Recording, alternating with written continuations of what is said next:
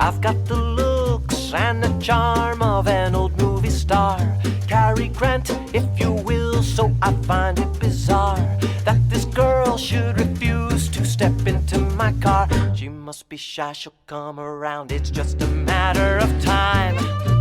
Aurora, Aurora, Aurora. Hey there, Screen Beans, and welcome to Screen Snark, the podcast that celebrates all of the shows that are in our eyes, on our minds, and in our hearts. I am Rachel Corky Shank. And I am Matt, a.k.a. Stormageddon. I roared because I'm wearing a tiger sweatshirt. I don't. It's 9 p.m. Yeah. And that's it's past our that's it's past our bedtime. Old person times where I'm gonna be. This one's gonna be a good one. Look, this is gonna be a great one. Hi, Matt. How are you? Good. How are you, Rachel? I mean, Woo. Our listeners know we're barely functioning adults regularly, just any time of day. So after 9 p.m., when it's way past our bedtimes, we just get a little loopy. As I've referred to in other places, I like to call it wear jackass, where you get so tired you just become an idiot. Yeah. But that said, I'm so excited to embarrass ourselves so terribly in front of our very prestigious guests. Exactly. I am super excited. We actually have the CEO of Terrible Posture Games, the incredible Joe Mirabello, on the show. Joe, welcome to the show.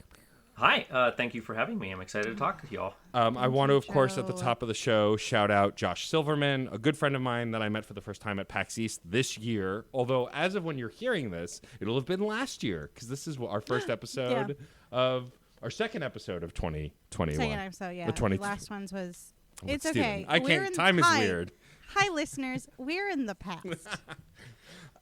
It's still 2020 over here, and boy, oh boy, are we ready for it to be done.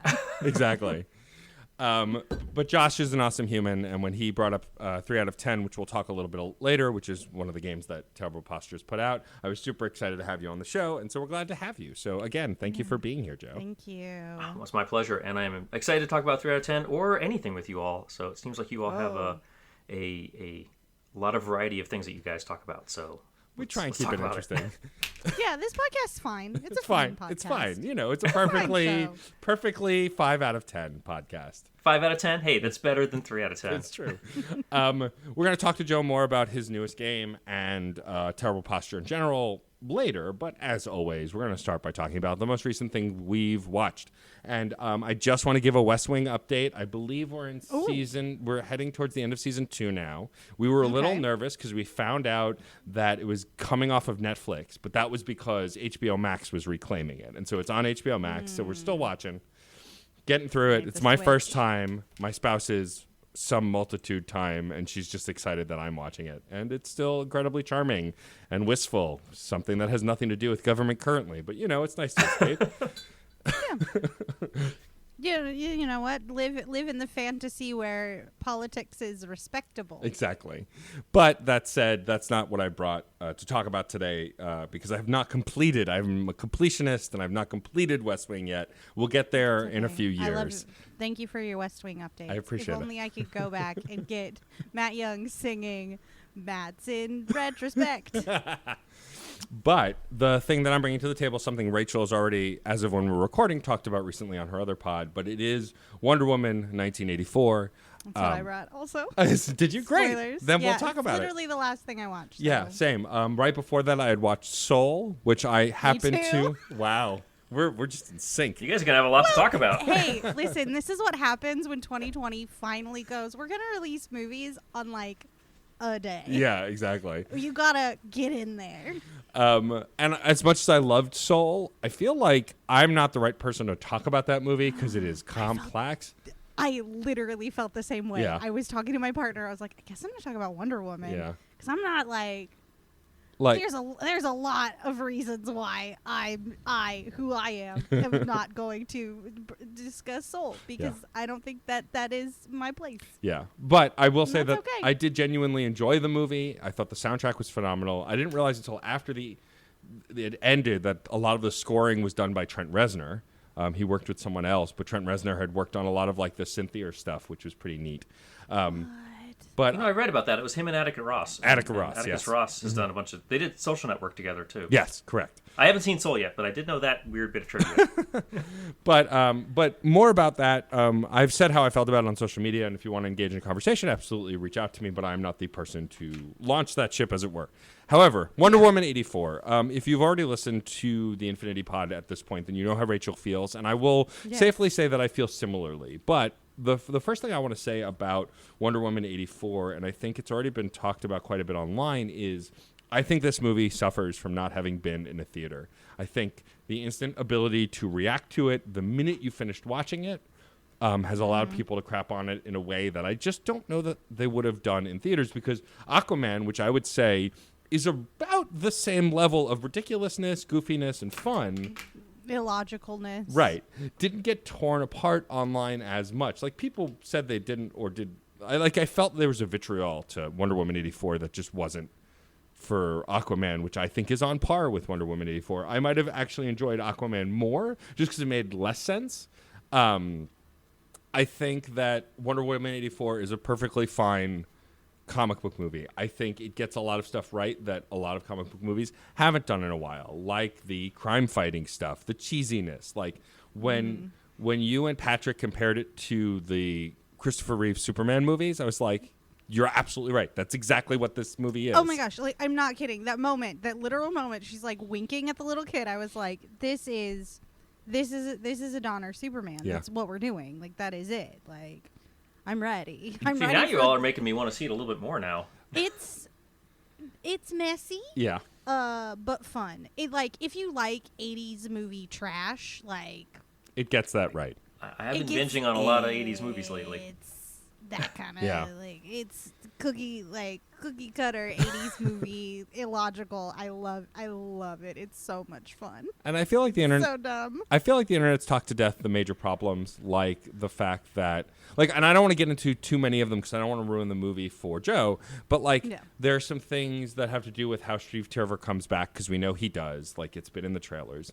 Like, the whole conversation around how that happens, and then of course the how the main story plays out. Like, my biggest problem is I don't think that they cared that much about the plot as they were making this movie, and honestly, that's okay. Because again, it was an 80s movie. Right. It was fun and it was over the top. The color palette and the soundtrack was flawless. And the acting, I would say, was also flawless. I forgot who was talking about this. It might have been Scott on the Infinity Pod, but I saw it online a bunch too. Is like, you watch the evolution of these characters in this movie, acting poorly but seemingly on purpose, like, and growing. And like, Pedro Pascal, who has already won my heart as the Mandalorian this year, was phenomenal as Lord. I think in a different... So it's funny, going into this movie, I had some expectations just based on other DC properties. Like, Maxwell Lord was in the new Supergirl TV show. He was actually a pretty big character in that show before Lex Luthor came in. And he was more a Lex Luthor type in the first season. And... I totally forgot Maxwell Lord was in that first season of Supergirl. He eventually gets phased out for Lex's sister, and then Lex comes in. And he was the typical, like, smarmy tycoon. He was played in a similar way, like he was all pizzazz, but he wasn't as goofy as this Maxwell Lord was. But I liked how goofy he was. Like, there are several times in the early part of the movie where you see a commercial that he's made, and then he reenacts the commercial when people meet him for the first time and goes, life could be good, but it could be better. And it's just so cheesy and smarmy and so different from the Mandalorian, which is all stoicism and, like, bravado, as it were. It just felt different in a way that was really refreshing. And then I love Gal Gadot. I love her Wonder Woman. I love that the Amazons are this weird mix of Greek and Israeli just because of how her accent is, and like I liked how the first half hour of the movie, or not half hour, 10 minutes of the movie was a flashback on the island for no reason other than to do it, and to show that she learns a lesson, but like, just to do it like this. But the lesson isn't quite the lesson. No, it's not. It's just there to be like, look, it's a flashback. Yeah. Don't you? Hey, remember? Hey, remember Themyscira? Yeah. A cool place, right? Remember?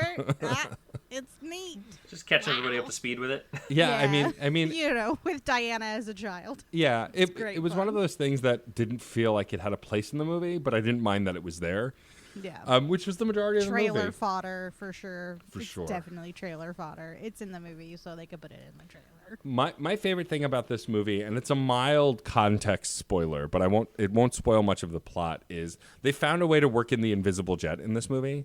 And while it was goofy as hell, I was so happy it was there. It was just such a lovely moment because the invisible jet is a thing that makes no sense. It's never made sense. And yet people have been wanting it in some kind of live action version of Wonder Woman forever. And I don't think the Invisible Jet was in the Linda Carter series. I can't remember. But I feel like she might have had it. But I know it was in the old cartoons and stuff. But I can't recall. But it was fun how they worked it in this. Like I said, I mean, I think to not overdo it, especially since, again, I don't want to spoil it too much because it is a pretty new movie as of when we're recording at least. Mm-hmm. I thought it was fun. I think if you want to just turn your brain off and watch a fun movie, like... This is up there with like Aquaman and Sonic the Hedgehog and like a bunch of other just fun kind of dumb, turn off your brain, enjoy the environment movie. And I think Big dumb fun movies. Big dumb fun movies, yeah, exactly. Big dumb fun. Big dumb fun. Like beyond all measure. Yeah. Here's a question for you all about Wonder Woman. So I haven't seen it yet, but you know, obviously enough time has passed that I've actually seen the first one.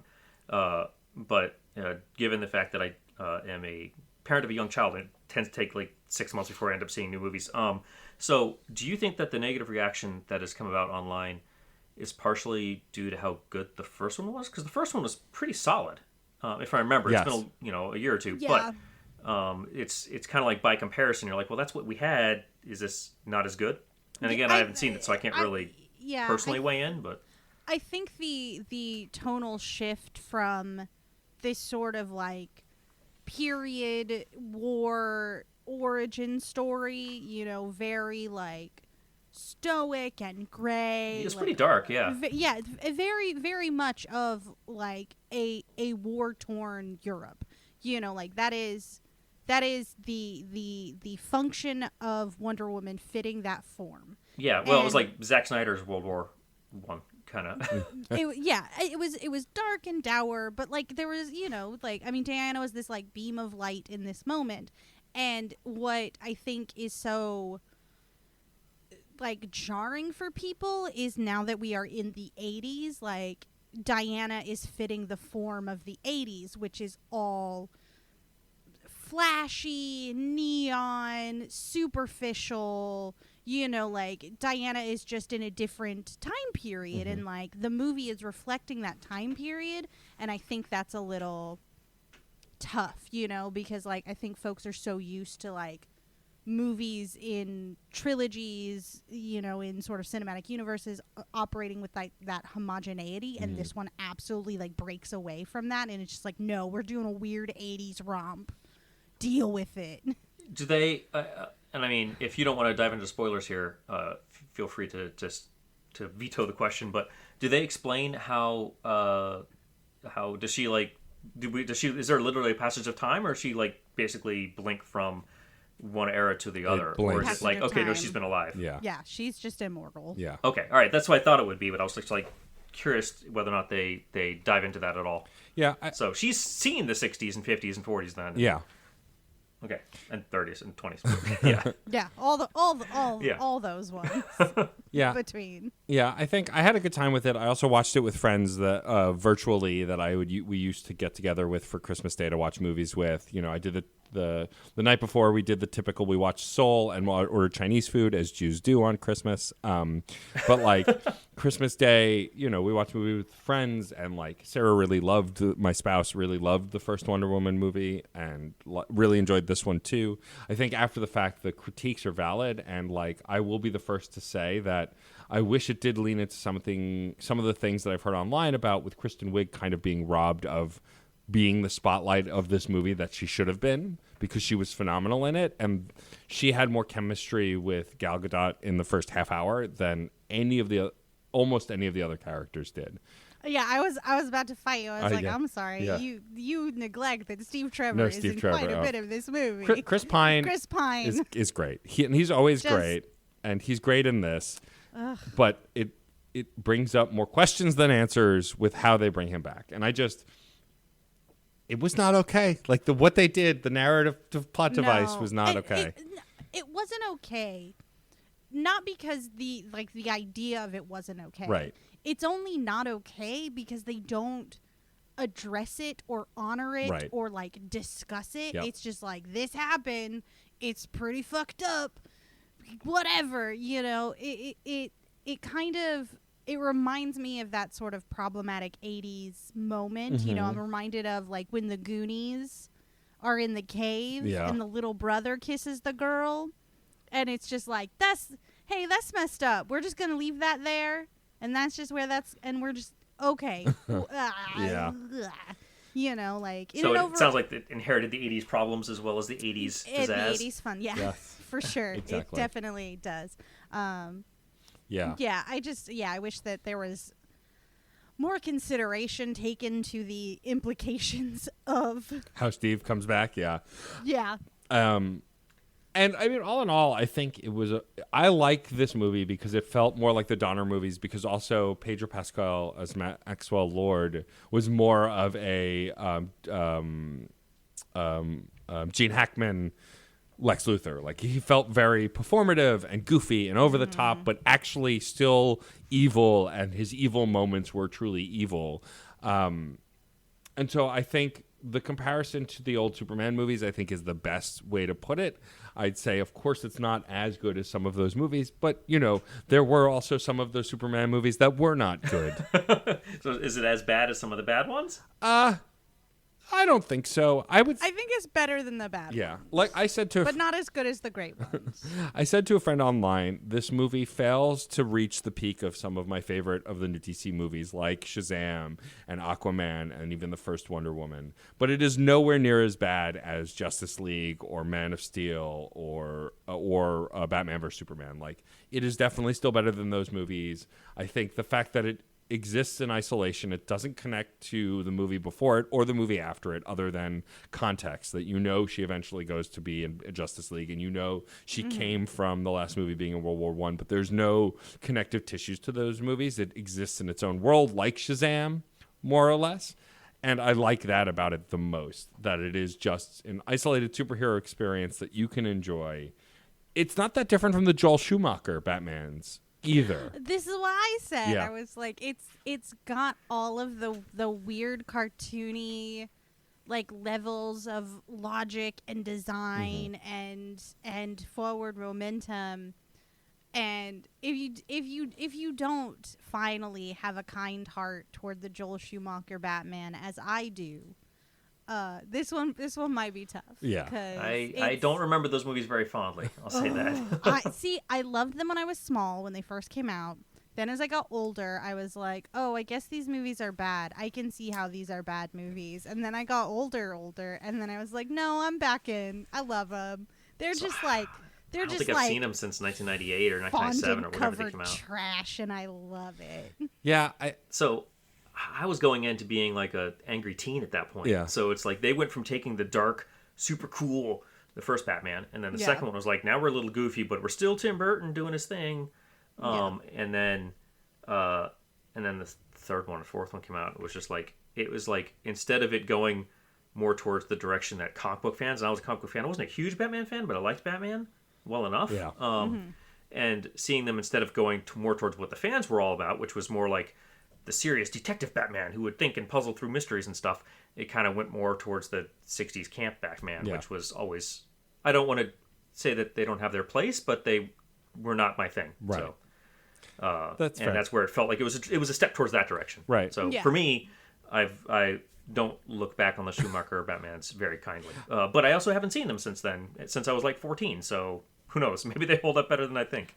I mean, they're still just a mess. Yeah. Like, watch them if you're in like a particularly like jovial mood, I'd say, because there's a lot of ice puns. Yeah. You know, just a lot. I remember that. I remember there love being a lot of ice puns. I remember that being one of the weirdest castings ever. Yeah, Arnold. Jim Carrey felt like a So good nuts. casting. Jim Carrey felt like a good casting. Yeah. I can't even remember who was in Batman and Robin. That was Batman Forever. So Batman Getting mixed Forever, up. Batman Forever was Tommy Lee Jones. Yes, and Yeah. Jim Carrey, and then And Yeah. me. Jeez. Greatest line read ever. Just like Tommy Lee Jones turning to the other side and yelling, "And me." It's ridiculous. I can't. I would say that Wonder Woman 84 is not as cheesy as those movies. I think that there is a lot of... Again, I think the problem with Wonder Woman 84 for a lot of fans is not even that it's badly made or that it's a bad movie. Because even Patrick said on your pod, like, he acknowledged that it wasn't great, but that's not why he didn't like it. It was the inconsistencies, the struggles, the things they didn't address properly, the ignoring the underlying queerness of what was naturally in the movie, things like that. It was already there. Yeah. It was like, do it. Please do it. So I think in summation, I enjoyed Wonder Woman 84. I want to watch it again. I want to watch the first one again because I remember loving the first one until the Ares battle and then going, what are we doing? What is this? Yeah. You know, That was how I felt. Yeah, the whole final act is not great, and it's not even because of the actors' performances. I think it's just, why is there a giant CGI battle? Which Patty Jenkins has now said in many public places that was forced on her by Warner Brothers. Like, they wanted a big CGI final battle because that's what all comic book movies had at that time. And I can safely say that there are some big CGI battles in Wonder Woman 84, but they are not the bookends. They are not the focal points, and I appreciate that. Yeah. I think that was the smartest choice. deeply appreciated as a choice. I think this one swings for the fences. And sometimes it doesn't quite make it across the fences, but I appreciate it deeply for really trying something. And I'd rather you fail big than be just more of the same. Yep, that's exactly why I enjoyed Aquaman. It was the same thing. It was this. They had Julie Andrews as the Kraken, like that. Like, wait, what? Yeah, Julie Andrews Kraken is the voice of the in Kraken Aquaman. in Aquaman. All right, first off, that is okay. That's a lot weirder than the Arnold Schwarzenegger casting. And second, that's she's still alive. Wow. Yeah, Okay. she still is, still working. Still, That's awesome. still cracking. Oh. Also, I like this podcast. oh, good. I'm glad you're having fun. Thank you. At the end of the day, Oh, that's good. all that matters. Is it's our own nonsense to Finally. entertain each other. My mythical sea creature puns are finally settling in. Huzzah. All right. Well, to wrap up on Wonder Woman 1984, I think that if you want to have a fun movie and you can kind of go into something expecting to just enjoy yourself, I think you'll be fine. I think if you're expecting this to be kind of the magnum opus that the previous one was in a dramatic way that it was, you're not going to get that. And there is some good drama in this. There are points that I cried predictably because the movie manipulated me too. But I think ultimately, if you're a Wonder Woman fan, you can still do a lot worse than this movie. It is a lot of fun, and if you just want to have a good time, it's definitely worth watching. Yeah, don't think too hard about this one. No, don't. And so, with that said, since Rachel and I both brought this movie, we will both give our 3-word reviews, and I will go first. Yeah. Goofy 80s fun is my 3-word dang it. review. I was gonna use Goofy and 80s in mine. Now I gotta come up. Gotta come up with new ones. I gotta get new things. Well, the only one you didn't take from me was sentimental.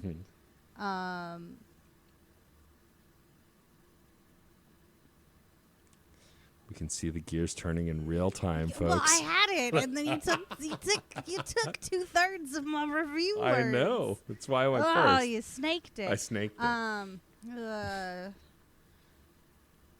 What'd you call? What you said? Goofy 80s. It's fun. Okay, cool. Then I won't say fun, because even though it is fun, sentimental, messy. Joy? Jet. What? Jet. Jet. Okay. Oh no, sentimental, messy, fireworks. There you go. There it is. Yeah, because that best scene. It is one of the Fireworks best scenes. Yeah. Best scene. It is. It is one of the best scenes in the movie. It was just one of those moments where I'm like, you brought Steve back real weird, but boy, oh boy, does this entire scene make me really happy. That's what the movie feels like, though. I think I said this in the other podcast, but it does feel like some really well-crafted scenes kind of smushed together in a way that's like, now it's a movie? Yeah. Now it's a movie. Yeah. Describes a lot of Hollywood these days, I think. Yes. I promise it's a movie. Yeah. By nature of it being of a certain runtime, it is a movie. Yeah, and everyone is characters, and they're all in all the scenes, but they're all different in ways. Yeah, I recommend. Yes, same. Since you gave a status update on a thing that you watched in the past, may I give a status update? Absolutely. I have completed every episode of Summer Camp Island. Oh, nice. And boy, oh boy, does season 3 go in a different direction. Remember how it was like, it's just kind of like a vibe, and there's not really a lot of lore or anything. Season 3 goes completely the opposite of that. It is like a series of mini-series revolving around different characters. The first one is Susie, the head witch, and the campers. Well, not Susie the witch, and like a prequel. So it's like a prequel adventure of like, how did Susie get here to Summer Camp Island? Da da da da. And then like, the middle one is all of what's the middle one about? The last one's about a little one of the other campers like learning about Yeti culture. It's really great. Everything I said last time I brought it, where I was like, it's like nothing changes or happens. It's so low stakes and low fluff and like all of this. All of the lore just happens in season 3. They're just like, okay, cool. You like this world and how like everything's just like chill. We're going to tell you everything you ever need to know about anything. And it just like opens everything wide open. You're just like, oh, this isn't just a magical summer camp where these children are. These children are supposed to be here. I love this. That's awesome. So stinking much. Yeah, it pops off in season 3. It sounds like it does what Gravity Falls did. Gravity Falls was weird throughout, and then in the last half of the second season, it's like here's now everything pulling everything together. Yeah, it's all just like converging into the greater why of Summer Camp Island, which is so swell. I am so pleased. Cool. That's awesome. A+ on that one. Excellent. I will definitely. Rachel recommends. It is on my animation list. There are a few other things ahead of it, but I've added it to the list. Cool. Awesome. Well, with that and with Wonder Woman 84 out of the way, now, Joe, our incredible guest, what is the most recent thing you've watched that you would like to tell us about? Yeah. Okay, well, there's a few things. If you want to know the most recent thing I've watched a lot of, I have a 5-year-old. It's been a lot of True in the Magic Kingdom. Nice. Which is actually really, really well made. But as far as shows that are not made for 5-year-olds, I've actually been on a kick where I've been watching a lot of old monster movies on Amazon Prime. Nice. I discovered they had a lot of creature features. So those are great because I can like be doing like artwork while I'm watching it, because you barely need to pay attention to them because they barely make sense anyway. That's true. So these are some terrible films. I watched Chud, Parasite, and Wishmaster. I guess that's 90s, but Wishmaster. Yeah. What else did I see recently? A couple that were more recent and better crafted. I saw The Ritual recently. I think that was on Netflix though. But basically, just a lot of creature features because there's only so much you need to mentally invest. So I do a lot of drawing throughout the day. So I'll be sitting there drawing while watching these things, and that's a pretty good combination. So a lot of those, and then. Kind of in the same vein, but a little different, is I just finished up the new Alien Worlds documentary miniseries on Netflix as well, which is I can't even remember what it's called. It's Alien something or other. Clearly, the title wasn't the important part. No, it's the most generic title ever, but it is a Netflix. It's one of the Netflix original series, and it is only 3 episodes long. And it's pretty interesting because it's got some beautiful shot footage of places around Earth, because they will draw parallels, being like, here's a creature we're imagining on this other planet. Let's pretend this planet has twice as much gravity. What's that going to do to the wildlife there? And so that ends up being kind of cool, because it's this nice thought experiment where it's like, well, let's talk about that. If there's twice as much gravity, suddenly, even though it seems like nothing will be able to fly, you actually would, according to this documentary at least, have air that's denser, which means that you would actually have more things being able to coast endlessly like they do in water. And the air would end up almost being like a fluid. So, they were like, okay, so what kind of creatures would be in air that you could, essentially glide through continuously?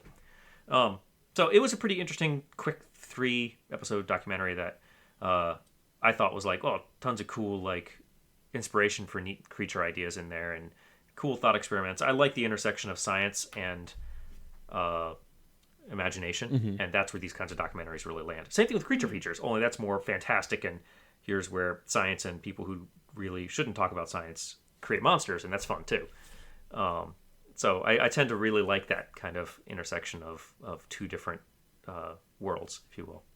I love that. Yeah, that's a really interesting sort of like marriage of items, like here's monsters in the imaginations of creatives, and like here are the monsters if we like did the science about it. Right, and it may not even be monsters. Neat. In that Aliens World one, it was a lot of like, okay, so let's take a look at some parasite relationships here on Earth, and then let's extrapolate that and see like what would you have if the amount of heat that you had available from the sun was twice as much. And they kind of think through it like, well, you probably have this kind of creature, and it's very, very, very light on the science. But I do like that they're like, there's precedence for this here on Earth, and then they'll have some nice footage of some really, really wacky animal you've never heard of here on Earth, and some relationship that's pretty cool, because you end up learning a little bit about the world around you, which I'm sure is kind of the documentarian's point. But it's completely way out from where 3 out of 10 is. So I'm sure I imagine it's almost like a palate cleanser inside my brain. It's like I spend a lot of time thinking about the comedic elements of 3 out of 10, which I'm sure we'll talk about later. But then like at night I become the person who watches monster movies. Well, it's funny. By the way, I did look it up. The Netflix series is called Alien Worlds. You did remember correctly. Awesome. So. I did remember it right. So yeah, but a lot of watching that. I watched every monster movie I could that was free on Amazon Prime. I just had them running on a big playlist. Yeah, and some of them are terrible, and some of them are not terrible. It really makes you appreciate Lance Henriksen, because he's in some terrible movies. Yeah, but he is always the actor who is like, oh man, that guy's good. He's good at his job. He's a good actor. Some of my favorite moments in bad movies are realizing how good certain actors are in those bad movies. Like, it's not been that long since I rewatched the awful movie version of Westworld with Yul Brynner. That was old. Wow. And like Yul Brynner is like the bad robot is so good in that movie, even though the rest of the movie is god awful. And like a lot of the classic monster movies too. Like I remember that, like, Bela Lugosi was always great as Dracula, even in comedies or ridiculous movies. Like, he was always a pleasure to watch. Same with Boris Karloff. Boris Karloff was who I was thinking of when you were bringing that up. I was like, Boris Karloff was so good at playing Boris Karloff that he played Boris Karloff making fun of Boris Karloff in various films. They'd be like, you look like Boris Karloff. He'd just be like, stop saying that. It's like, he's entertaining. Yeah, totally. I'm curious about with Alien Worlds, do you think it's something they'll make more of? Do you think that there'll be a second season or do more of this? Because it looks like that just came out very recently. Yeah, and there's only like 3 episodes, and it looked like that might be it. Mm-hmm. I don't know. To be honest, it's kind of a strange series where you can tell it's a little cheap around the edges, because even though they put a lot of thought into it, it's one of those documentary type quasi fantastic things where they will show the same footage 10 times to really get their money's worth out of that shot. Right.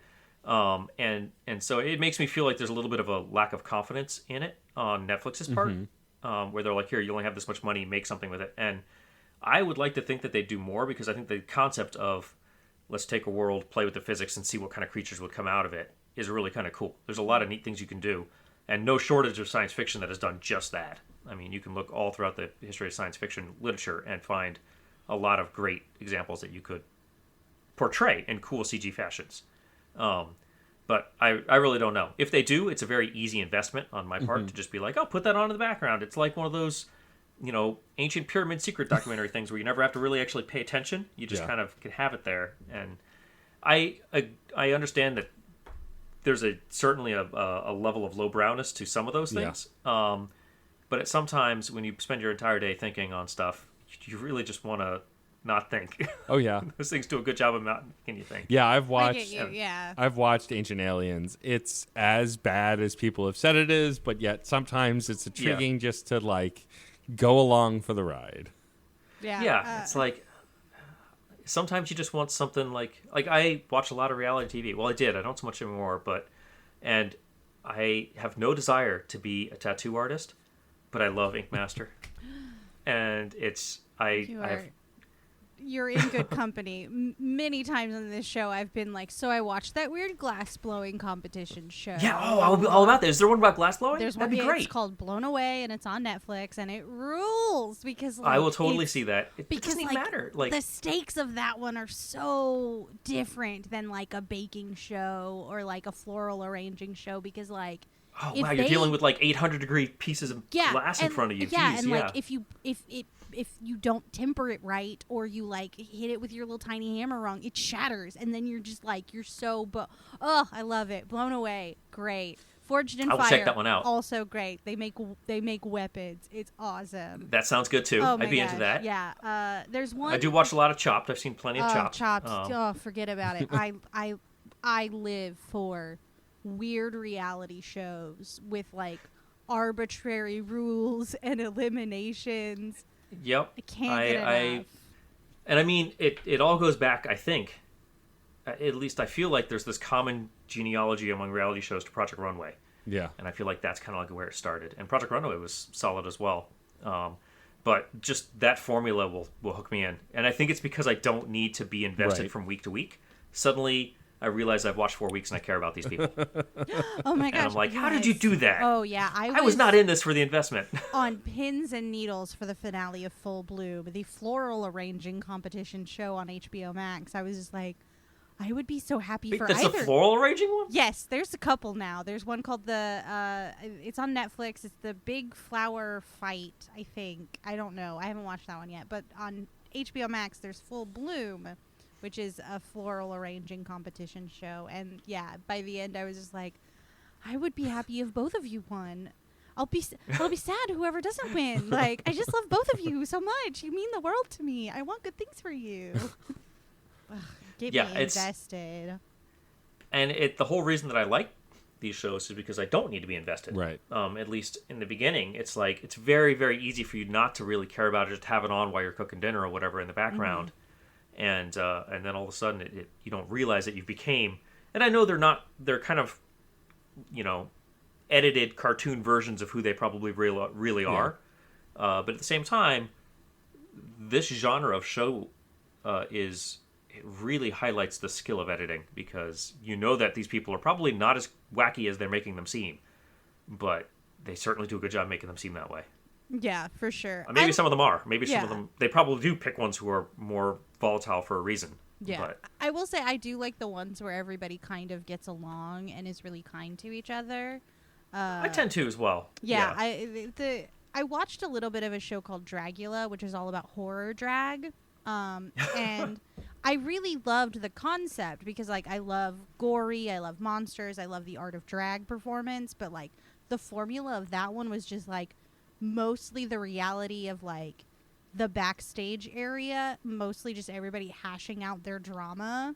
And I was just like, I'm not into this. Give me, like, Great Pottery Throwdown where everybody loves ceramics and they just, like, want to help and support each other and be like, hey, that toilet you made was really beautiful. I love it. Like, give me that, please. Because I just want to, feel good about humanity, and I want to feel good about craftspeople. That's why, that's what I want more of from something like Ink Master. I think Ink Master gets too much into the drama, and, there are some really talented people that I want to see them make things. I want to see the works of art they're making, because some of them are really, really, really kick butt, and those things are not easy to make.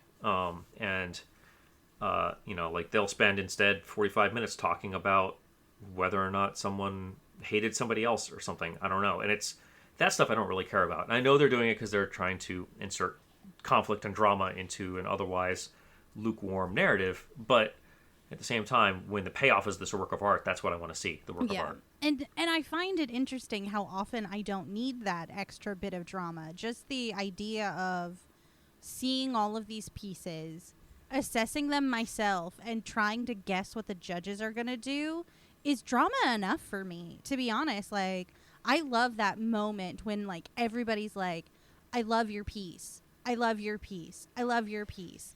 Which piece is the best, though? Like, which one? This is a really difficult choice for us to, like, say who has to go home. Like, just, like, everyone be nice to each other, you know? That's what I want. I'm done with this, like, Gordon Ramsay needless meanness. Give me... Yeah, I never got into the meanness of Gordon Ramsay. I mean, I'm not a very mean-spirited person, but, like Chopped was, or not Chopped. Chopped is pretty lukewarm, I think, not being very mean. The meanest I'll get would be something like Alton Brown, where he's never mean to the people. I can't remember the name of his show, but he does a lot of sabotages between the events, and that stuff ends up being kind of fun. Yeah. But it's not necessarily mean-spirited in any way towards the individual. Instead, it's more like, you all are a cutthroat kitchen. That's what it's called. It's instead, you know, all of a sudden now you have to do all of your cooking with aluminum foil. Good luck. You know. Which isn't meanness. I'm not meanness. It's more like they're bidding on each other for just, you know, gimmicks, really. Yeah. But they're fun. Yeah.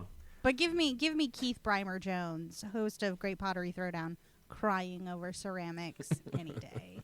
Like, literally a grown British man, so moved by ceramics and by, like, the efforts of these contestants that he is turned to tears. It is a beautiful thing. So I haven't seen that one. Great Pottery Throwdown? Great Pottery Throwdown. It sounds British. Also on HBO Max. Yeah. Oh, yeah. It's super British. I love it. I will check that one out. Yeah. I mean, it really, to me, I like just seeing people who are really good at what they do. Mm-hmm. Yes. And then I like seeing the critiques from people who are even better at what they do. Yeah, and then presumably better. Yeah, and then you feel like you're an art critic also, because you're like, oh, you didn't. Ooh, there's a crack in your kiln work. Oh no. Oh, that's bottom heavy right there. You know it. Like, it's great. So everyone, such a little like armchair expert. So everyone can look for Rachel and Joe's new show, The Reality Throwdown, where they just talk about reality shows all the time. Sometime next year. This sounds great to me. I'm in. Before I could use another podcast, to be honest. Sure, why not? Matt has too many. I do have good. too many. I don't want any more. Before we move on, since it's the one complete thing that you mentioned, if you had to sum up Alien Worlds on Netflix in just 3 words and review it in 3 words without using the word alien or worlds, how would you sum it up? It doesn't have to be a sentence. It could be 3 words that describe it. 3 words? 3 words. Pseudoscientific, repetitive, and interesting. Okay. All right. There you go. It was very repetitive, but it was also very interesting. I was into it the whole time. Excellent. Love it. Awesome. Well, Joe, now let's talk to you about 3 out of 10 and Terrible Posture games. So I remember Josh pitching it to me as like, because I have a video game podcast as well, and Josh is like, so I have this guy who, you know, in this group, they've worked on this game. We want them to go on Screen Snark. And it's like, oh, that's cool, but Screen Snark's my movie and TV podcast. I have a gaming podcast where we interview developers and creators and writers. Don't you want him on that show? And he's like, oh, yeah, we can do that one too, but I really want him on Screen Snark. They want to promote TV and movies with this game. And I'm like, okay. And then I played all 5 episodes of 3 out of 10, and now I understand. I love these characters so much, so fast. Like the first episode. So for those who don't know, 3 out of 10 is an episodic game that is essentially a video game sitcom where you get to the inside view to this game dev studio, meet wacky characters, and play essentially like mini games within the story of different game styles. The first thing I want to know, Joe, is why is this a video game? Because this could have, and I'm not saying that it could have easily just been the story. You could have taken the game parts out, and it could have been a story. But there's a conscious decision to make it a game and make it sort of point-and-click adventure, sort of puzzle game, sort of all these things. Like, how did this idea come to be, and was it always a video game? Okay. Well, first off, good job on the description there. You'd make my job easier. I know. We didn't have to ask Joe for the pitch. Yeah. No, it's always been a video game in our hearts. I would love to do a non-interactive version of it someday. That seemed like it'd be fun too. But like in its heart, this was an experiment in what you could do with storytelling. Would people be interested in a game show hybrid, essentially a playable sitcom? Would they be interested in checking in on these characters every week in something that was as wacky and as antics filled as 3 out of 10 is? So 3 out of 10 is very, very silly. Yes. And we are able to make a lot of jokes because we know we're in that game space, and we are a game. We know the people who are playing it or watching it are gamers. I felt like we could get a lot more inside with some of our gags. And I don't think you could really do that if you're going more with a traditional format. The people who are watching it may be people who like watching stuff. But by its nature, 3 out of 10 being released on Epic Game Store, we know the kind of people who are going to be there. And we could make jokes that are making fun of, say, certain unnamed games where all of a sudden the characters all appear without their faces and stuff, you know? It's such a great one. I loved that. So that entire premise was just... Like, yeah, I don't... Well, thanks. I don't know that I want to spoil that, but yeah, like... When that, like, I thought the show was wacky. It was wacky from the minute it started, but when that happened, I was like, oh, okay, nothing is off limits. Literally, anything can happen. No. Literally cooking with so much gas or kerosene, should I say? Yes, everything is made of kerosene, solidified kerosene. I gotta say and I hope everyone who is listening to this, like, just plays this game, please. Just the little touches of this world existing with nuance and fullness. That entire radio broadcast, I just wanted to like stop playing and just listen to every single sound bite of that radio broadcast. The like, what is it? The dice bag. The dice bag, yes. It's just this tasty little bit, and like if you listen to all of them, it'll give you stuff that you'll know now for the, you know, the whole kerosene thing. I was just like, set up, paid off, loved it, living for it. Well, thank you. I love when things pay off. Like, just that seemed so innocuous, and it was just like, nope, this is crucial. Well, that's another reason I think it works as a game. I mean, I could see it working well enough as you could do that kinds of stuff in any other medium as well. Have it little bits in the background. The element you're basically talking about here is us hiding extra detail, not necessarily narratively important detail, but if you were to have it in a TV show, it might be something you wouldn't notice until the second watching or the third watching. And here, it's a radio show that you go and interact with, and it may seem like it's unrelated, but it tells you a little bit of information about why the world is the way it is. And if you paying attention, then it offers you some, I guess, reinforcement behind the silliness in its own silly way. But I'm glad that you like that. That makes me feel really happy because I think I wrote those things all at like 3 a.m. on one night and got them all recorded the next day. Yeah, I want to talk, actually, speaking of recording, about the voice cast and the cast. So the cast of characters in the show, what is refreshing to me about them is that the characters that are typically tropey buffoons in other shows are not in this. Like, there is a middle-aged woman who's a part of this game studio, Joan, who's, I think, quickly becoming my favorite character. And she could have just been a middle-aged woman who works at a game studio who doesn't know about games. That's an easy joke. That's an absolutely easy joke that so many other things do, but you guys don't do that. She knows a lot about games. She knows a lot about a lot of things, and she ends up being a sleeper badass through half the series. And like, so were decisions like that conscious? Like, were you really trying to think outside the box while putting together the cast of characters?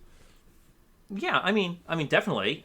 With Joan in particular, I mean, if you ever meet a middle-aged person who is working in a game studio, because the game studios do tend to run a little bit younger, they are kind of sleeper badasses. Yeah. You're like, wait, hold on. That person has not gotten jaded to the point they've left the industry? Who are they? What have they done?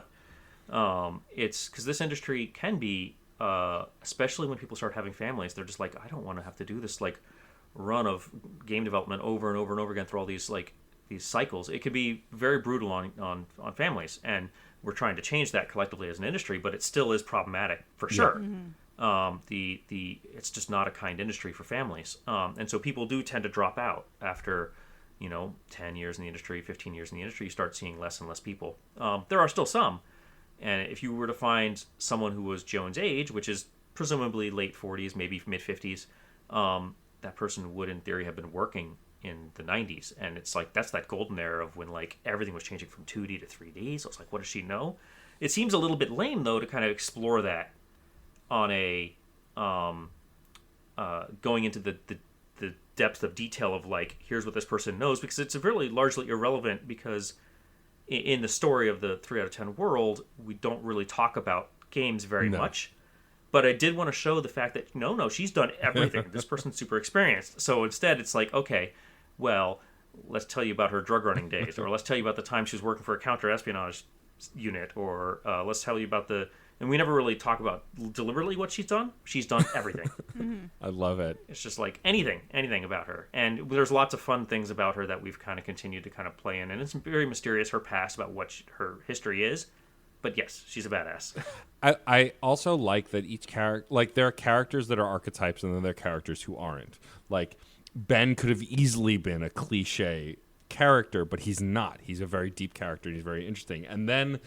I'm glad you say that. And then there's I think all of these characters are so well fleshed out, like, and you get to know their entire deal so quickly, so fast. You know, you've really like, not to call back our discussion about reality television show, but you've really hit the fast forward button on like getting to the wacky, getting to the heart, getting to sort of like the crux of who they are. Like the moment I see the CEO walking around without his shoes on, I'm like, I know this person. I've met this guy. I know this guy. Like you've brilliantly like brought archetypes into the humanity of these characters. It's so cool. I love well thought out characters who are like consistent and deep and have these inner lives that like I'll never get to know all of, but I know that they're there. Awesome. Well, that makes me really happy to hear. Thank you so much. That's one of the kindest compliments I think I've ever gotten. Aw, well, I'm glad that happened. I don't know. So I'd be remiss if I didn't ask a little bit about the casting process. So you've got some incredible voice actors working on this project, and like for me, like the character that comes to mind that is just, I feel like every video game badass rolled into a artsy fartsy game dev, which is of course Viper.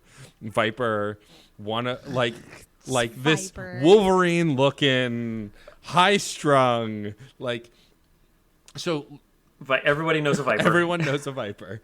But I'm curious, especially with characters like Viper, who is so over the top, like, what was the casting process like for him and other characters in this game? You know, was there an audition process? Did you reach out to certain people you already knew because you had an idea of what you wanted? Like, how did that go? There were 2 people I did reach out to. The voice of Jeb, the CEO, is Dave Pettit, who I worked with back on Mother Gunship when I was doing... I directed Mother Gunship and also Tower Guns before then. That had no VO. And I had Dave's voice in mind when I was like, I want this really completely unaware CEO who's completely absent-minded about everything that his employees would need to care about. He just doesn't know. And I had Dave's voice in mind because he's very good at this self-righteous kind of voice. It feels like it fits that personality really well. And Dave, I've been working with him for a few years now, and he's a lot of fun to work with. For the case of someone like Viper, that was a case of me going to the audio guys that I work with, a company named Skew Sound, who've done a lot of voice acting, a lot of voice casting, rather, and asking for recommendations, being like, look, we don't really know who we want for this role. I know I want someone who sounds like Lego Batman. And they were like, let's get you some auditions. And it turns out that, I think Andy Mack, I think there was like 4 or 5 people who put in auditions who ended up being casted in other roles who didn't get the Lego Batman role. But Michael Schwalbe is the one who does the voice of Viper, and he also does the voice of Kevin as well. And so we have to be a little careful, because making Viper too, if we ever lower that down away from Lego Batman, it starts sounding a little more Kevin-y. Or if Kevin starts getting a little too angry, it starts sounding a little bit Viper-y. So we have to kind of like make sure we pull them apart a bit. Yeah, I could tell that there were definitely, like, I'm a voice actor nerd, so I can hear similarities in voice, so I could absolutely tell that. I also love, like, subtle hints to other characters in gaming throughout the series. Also, what you do with, like, talking about the industry, like with the interns in the second episode, and like the interns. Might be a little intense for the second episode. I don't know. I see. I completely disagree. I love. I love my interview questions are never interview questions. They're just like, here's this. Let me just fan out at you real quick. I am so appreciative that this piece is kind of addressing, like designer diplomas. This idea that like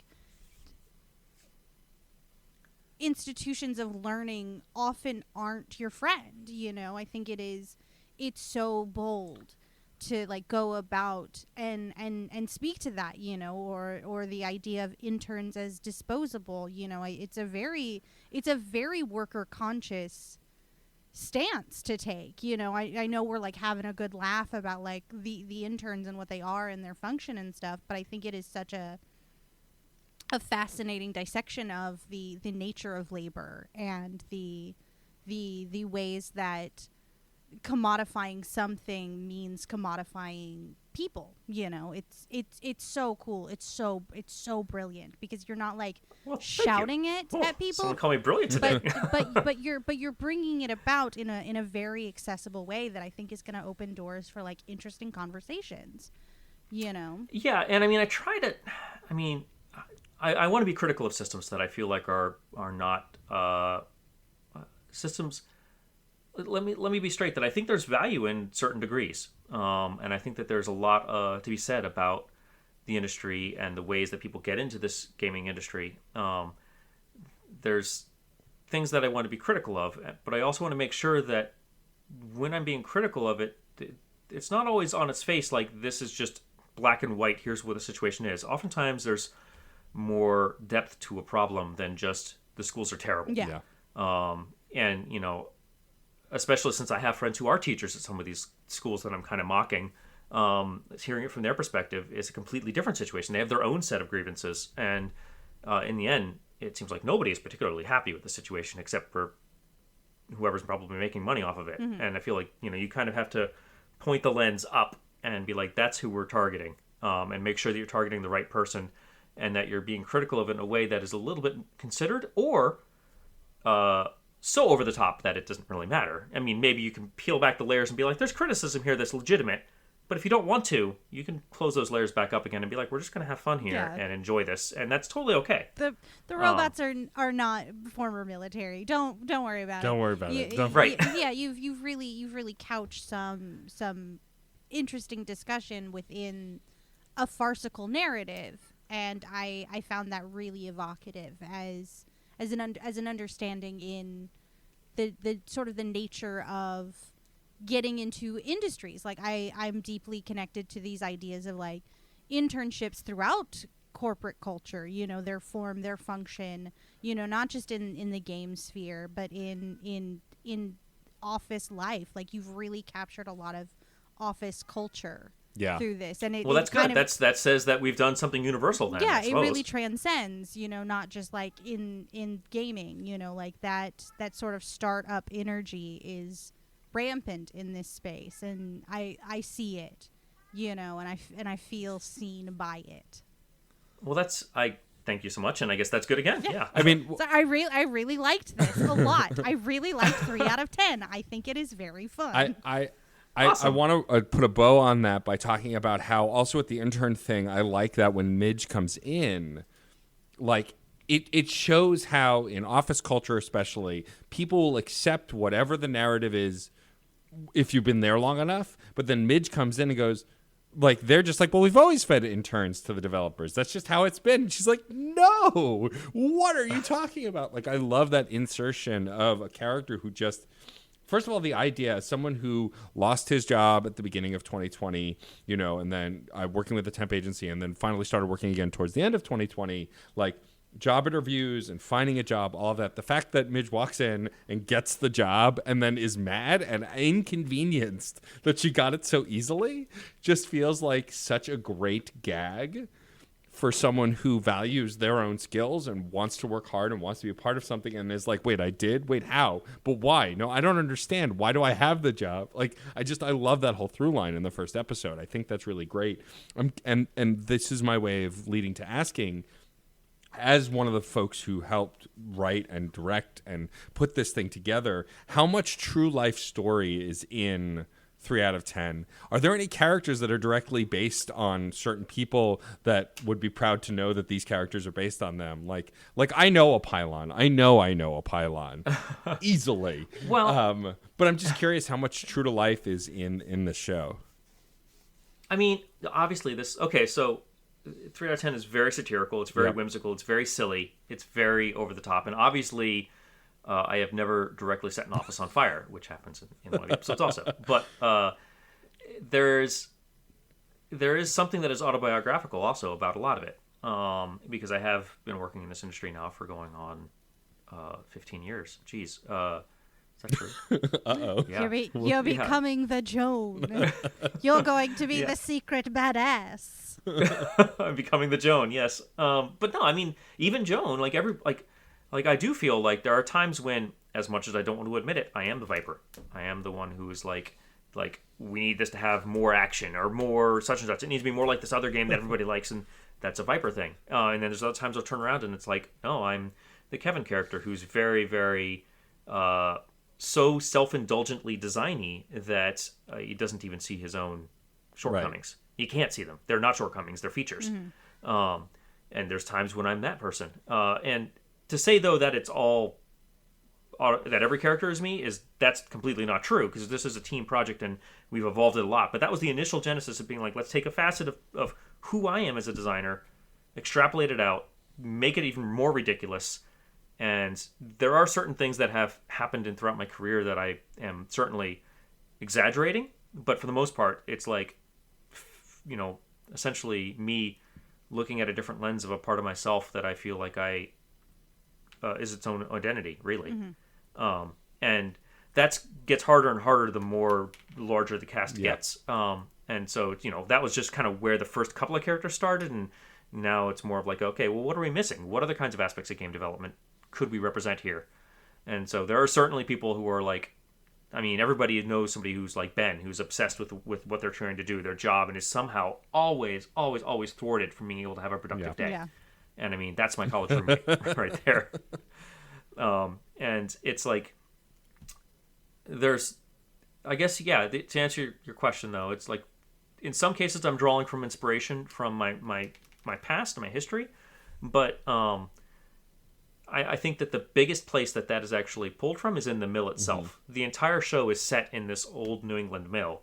And my first company I ever worked at for was a company called Iron Lore Entertainment. They made a game called Titan Quest, and they worked on a Dawn of War sequel at some point as well. Mm-hmm. But when I was working there, we worked for this building. This old mill was like this really wild complex with like bridges and tunnels, and it used to be a textile mill that had been converted into offices and then split apart into tons of little tiny offices. And over the years, they just built up the entire thing so that all these like 7 buildings were connected. And it's like a 200-year-old building. And it was a gorgeous building. But as a result, it had this really weird, almost haunted aspect to it, where strange things would happen. You'd walk in a door on so at the ground level, and you would walk through the building, and you'd walk through another door, and you realize that you were on the roof of another building. And then you'd kind of walk in through another door, and you'd be in the basement of another building, and you'd never had gone up any stairs. It's just because the way the building twisted and turned and was built into hillsides, it was a magical building. And that became the inspiration for the environment that they find themselves in. They're kind of like an underdog company in this old New England mill, away from California, which was important because California is where everything's happening in the game industry, at least ostensibly in the entire entertainment industry. They're away from that. They're kind of off on their own in a corner, not really knowing what they're doing. And I think that there's a lot of people who could probably sympathize with that feeling, I guess. For sure. Yeah, for sure. You mentioned sort of like inspirations, and I hope that I'm not stealing this question for a future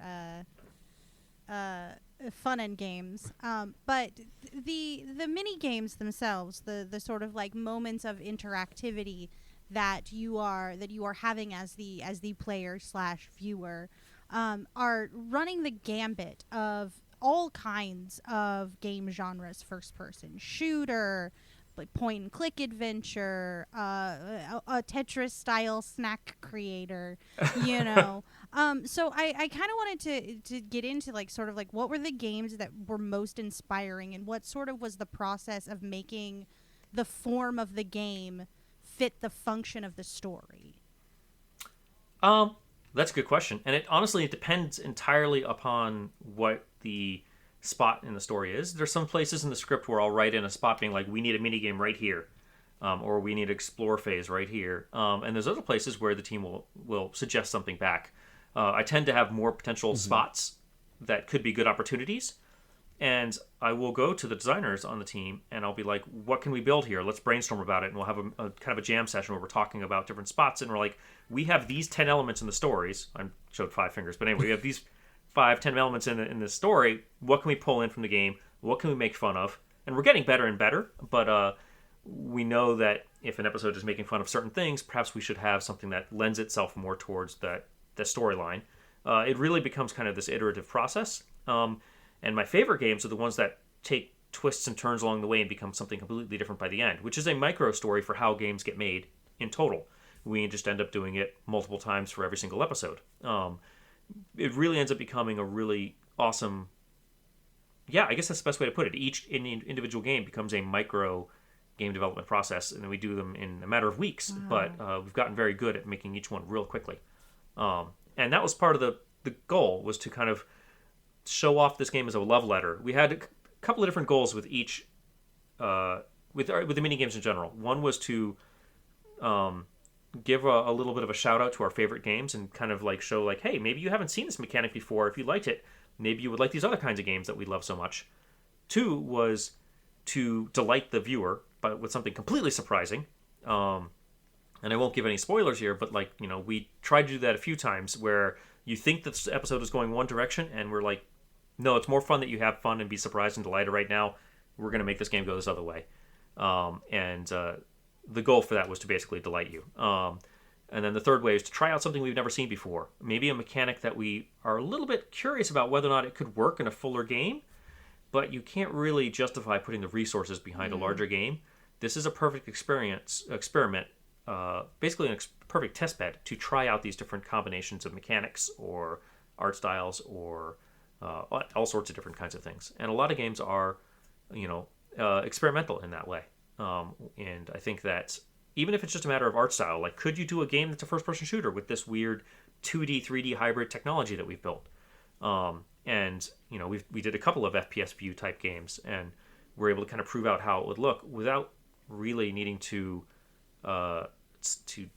dedicate a whole lot of resources to them, because it was just one of these mini games. But at the same time, delivering something that was polished and felt like a thorough examination of the experiment.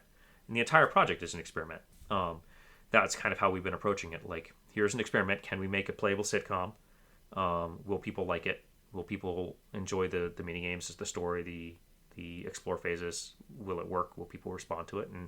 And so far, people have seemed to really enjoy what they've seen. Yeah, I think, like, first of all, I would play an entire game based on the segment when they go to Canada. I don't want to spoil it, but like, that game was my favorite thing. It was because it's clearly an homage to a very popular video game, and so like that was really fun for me.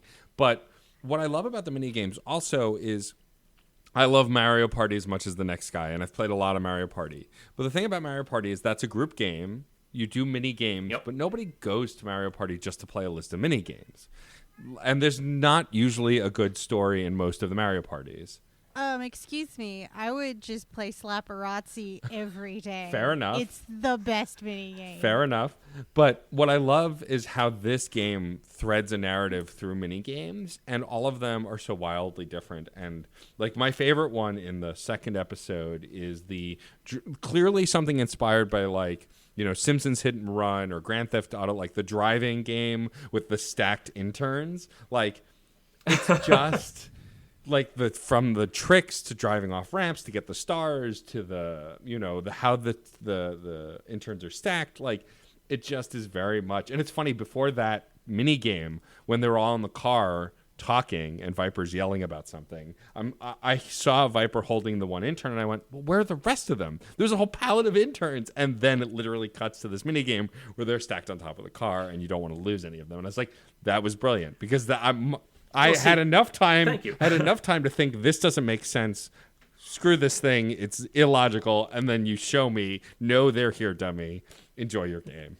It's still illogical. Right. Yeah, exactly. Yeah, yeah. It's illogical in a different way. Just the jello physics of those interns. Just so beautiful. Well, see, and that mechanically is something that I hadn't seen before. It's like, okay, we want to try something that's a little crazy taxi game. That could be fun. But what's something that's a twist? What's something that people haven't seen in this genre? And the idea of not wanting to lose your interns, not wanting to hit anything because you end up, all these interns end up falling off, ends up becoming something very unique. In the beginning, that was much more physics-based, and it was way, way hard. And we quickly learned where the experiments fail, and we're like, okay, well, now we need to course correct. But that game in particular is a good example of where we've learned and how quickly we have to learn. And I think that's one of the things with 3 out of 10 I'm most proud of, is how quickly the team has grown to recognize problems and adapt and roll and adjust. Mm-hmm. And it's really, I feel like we've become this interesting hybrid of, yes, we're making games, but also because it's a show, I now follow a bunch of showrunners on Twitter, and the problems they talk about having from day to day, I'm like, we had that problem, and how do we solve that? How do they solve it on their show? And it's just day-to-day pivots. It's really fascinating as a creator to see how much we have had to evolve that is similar to both television and to the stuff I was more familiar with on the game side. And it's been cool. Yeah, I don't remember where I was going with that. But, it's all good. I'm glad you like that game. Yeah, no, I really do love 3 out of 10. I want to highly recommend it to anyone who hasn't tried it yet. Yeah. It is, the first 5 episodes are free on Epic Games. Entirely free. Go check it out.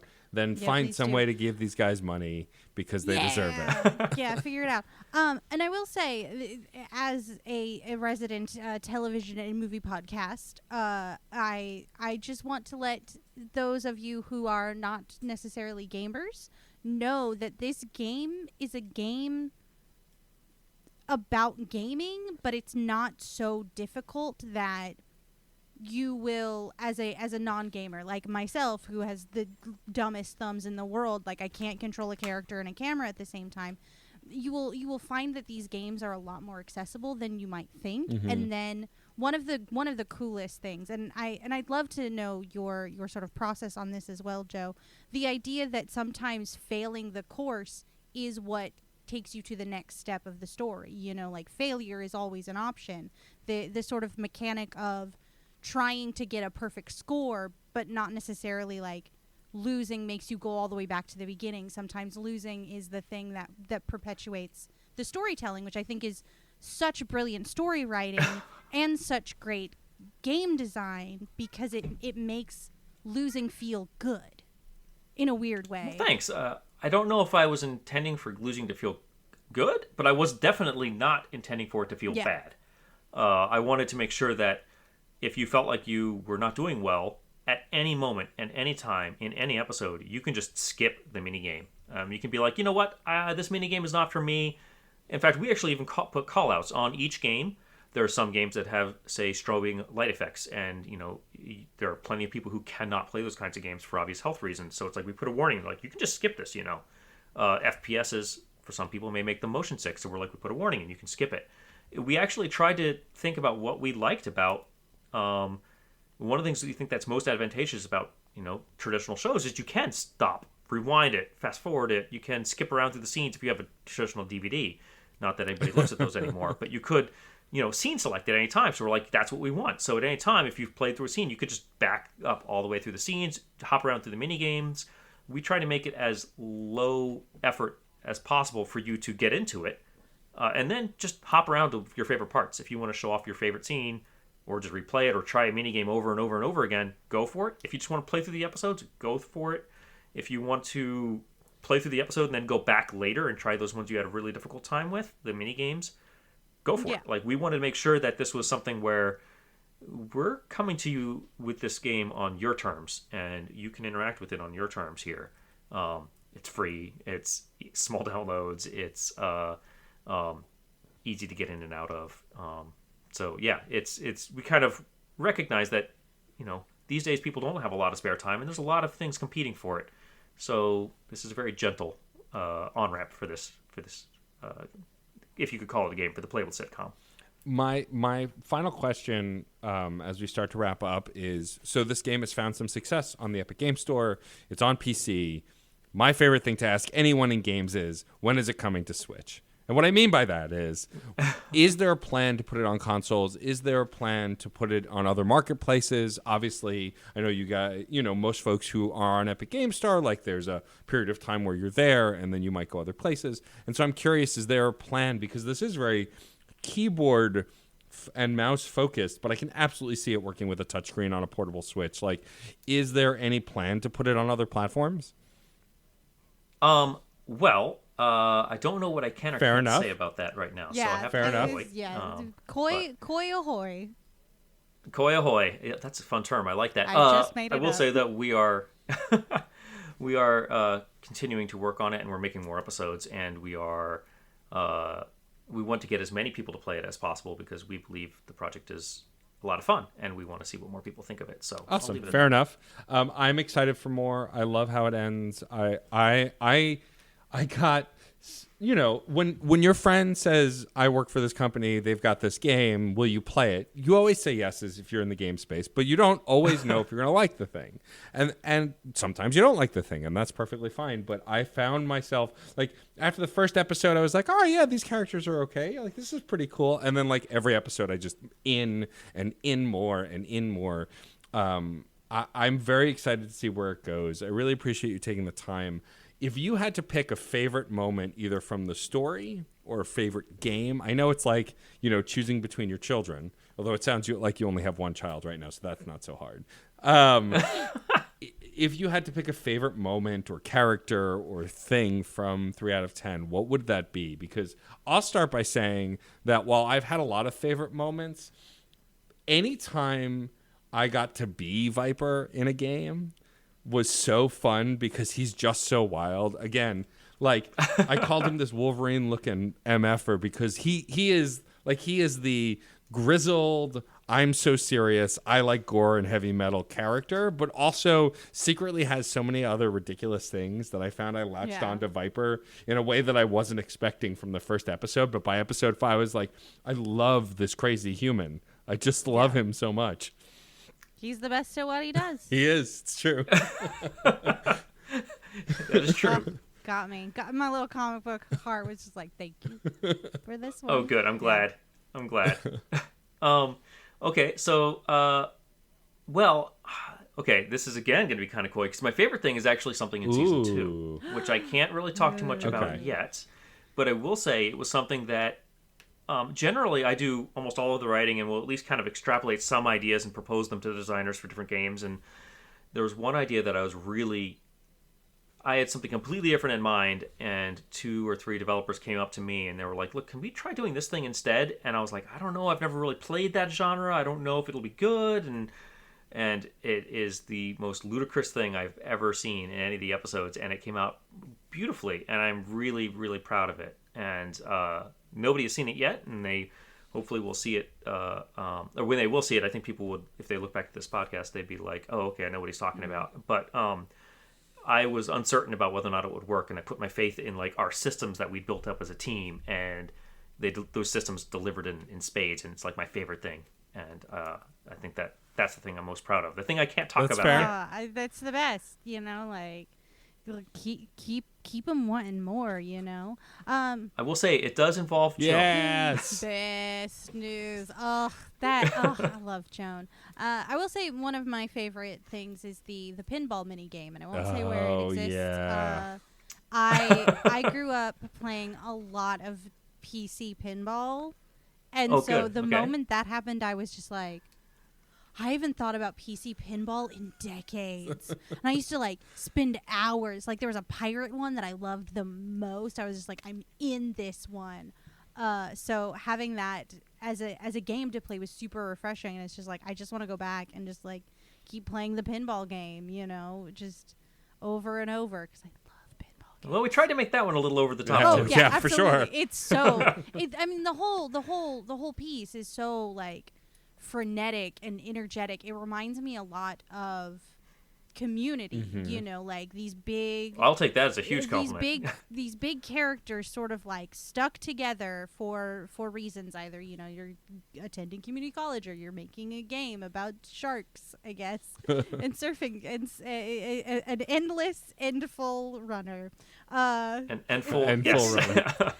and just that the stakes are always just like circus level. Yeah. It's always just like always cranked up to 11 in this lovable way. It's fantastic.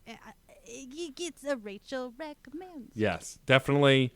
And what I want to just double down on something Rachel said before about the accessibility. I appreciate that if there is a game you're not good at, you can skip it. You can, you don't have to play the games. And I think the games make the series like it is meant to be an interactive sitcom.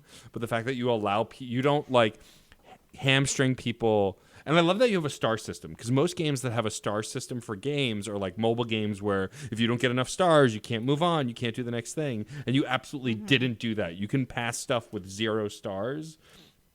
And you can. You do get ranked on the leaderboard, but that's fake also. It's funny. It took me a few times to realize that was fake, because at first I was like, oh, cool, the leaderboards. And then I saw your name a few times. I was like, oh, no, you're just ranking. It's just the credits. You're ranking on the leaderboard credits, which I think is very clever. But like I appreciate the accessibility. I'm not someone who I'd say is a skilled video game player. I like playing things on casual or easy. I like seeing the story. I like challenges in certain games, but if it's too challenging, I want to be able to find another way. And so I appreciate that while these games are challenging, you can absolutely go up against those challenges and they are accomplishable. It's not required. Yeah, and you have the opportunity, if you are into it, playing to perfect, like You've given we wanted there to be something. Yeah, you've given it a revisit aspect of just like, well, I only got 3 stars on the running from missiles one. Like I did. Just out of context, people are like, "What the heck is this thing about?" It's great. I do want to ask: is there a release date scheduled for season 2, or are we still at See You in 2021? We're still at See You in 2021. However, it is not too far away. We are working hard towards it, and we will be talking more about when those release dates would be soon. People won't have to wait too much more longer. A little bit. That's awesome. It certainly is something we're knee deep in right now, or neck deep in. Neck deep in. Yeah, because that would be more hectic if you were neck deep in something than just knee deep. Knee deep isn't that bad.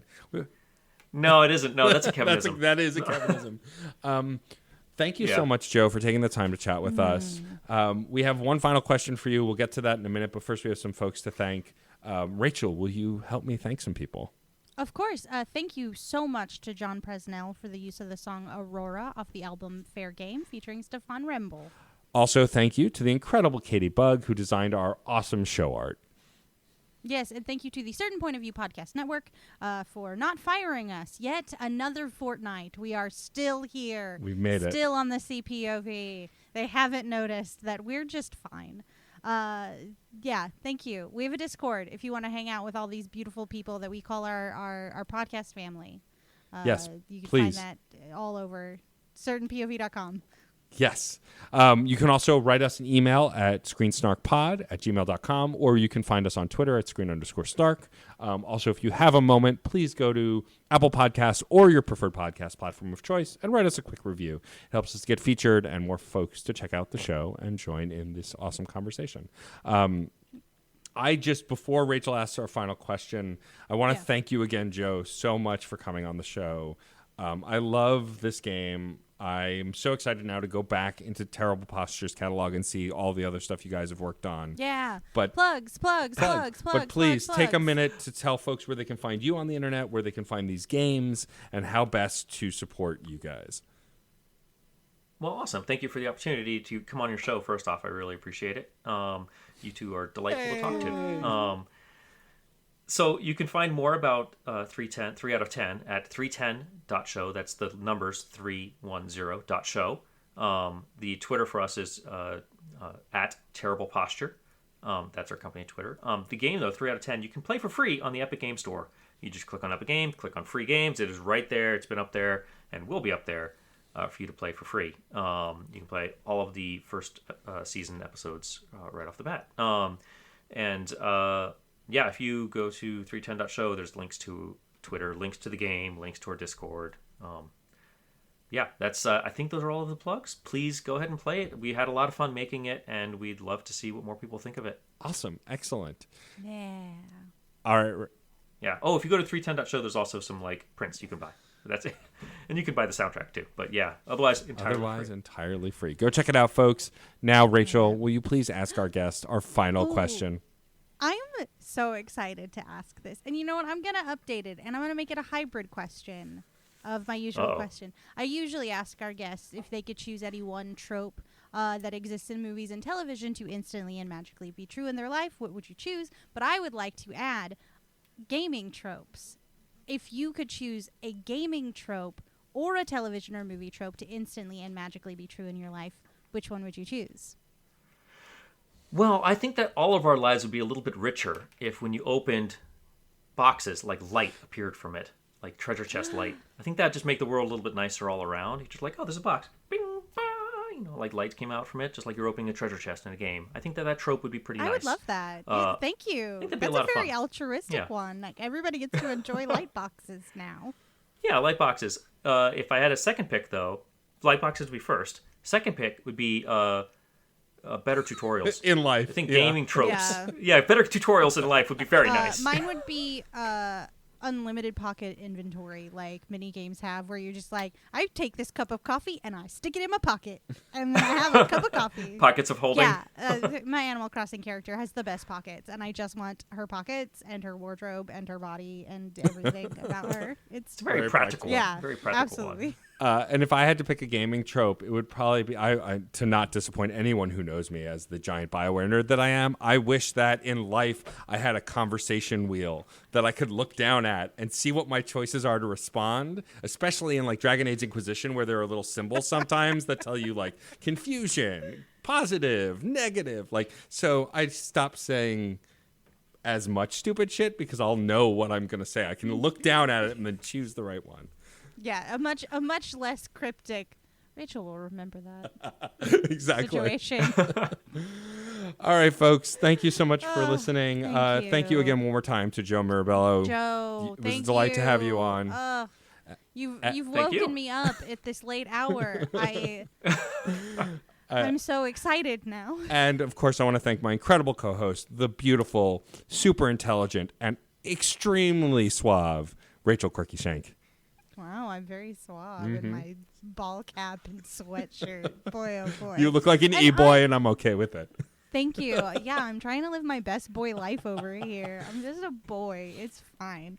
And I would be remiss if I didn't thank my darling, wonderful, beautifully bearded co-host, Matt, a.k.a. Stormageddon. Thank you, bud, for hanging out with me through all of this, through 2020 and beyond. I love you. I love you too, buddy. This is amazing. Thank you also to our incredible listeners. You are awesome. Yeah. We do this show for you. We hope you enjoy it. And remember, we will see you at the movies or on a couch somewhere. Bye-bye. Aurora, Aurora, Aurora, Aurora, Aurora. Metal to magnet, she will be mine. Aurora.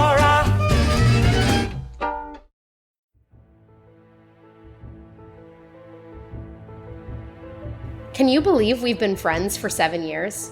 And it all started because I compared you to Alana the Lioness. Tamara Pierce really set the tone of our friendship. A love of magic, Briar Moss, fantasy, Briar Moss, powerful women, and of course, Briar Moss. I'm Anna. And I'm MJ. And we invite you to join our Circle of Friendship, where we do a chapter-by-chapter deep dive into the Circle of Magic series by Tamara Pierce. We answer important questions like, how does Moonstream let certain dedicates take care of children? Can you imagine anyone else but Mandy Patinkin playing Nico? Knives, Briar? And knives? Join us every other Monday at cofpodcast.libsyn.com or wherever you download podcasts. But seriously, knives?